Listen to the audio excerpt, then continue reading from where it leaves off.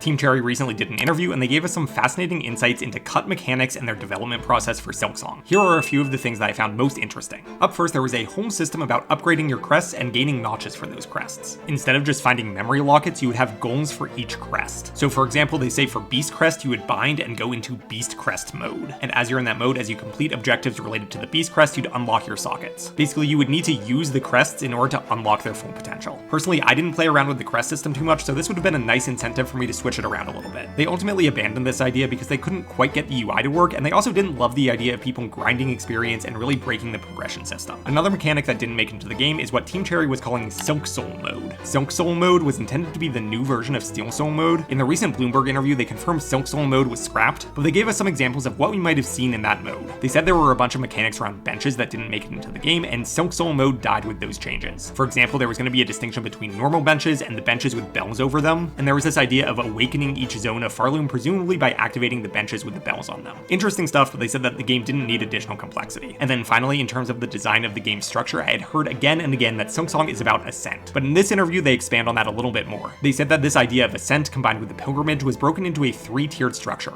Hell, Purgatory, and Heaven. Obviously the pits of lava in the deep docks makes for a good Hell, and the Citadel makes for a good corrupted Heaven, but what is Purgatory? In thinking about those middle zones of the game, maybe the Mist and the Exhaust Organ make the most sense, and so it's interesting to kind of recontextualize that fight with Phantom as maybe being a fight in Purgatory. Check out the interview for yourself and subscribe for more Silksong content.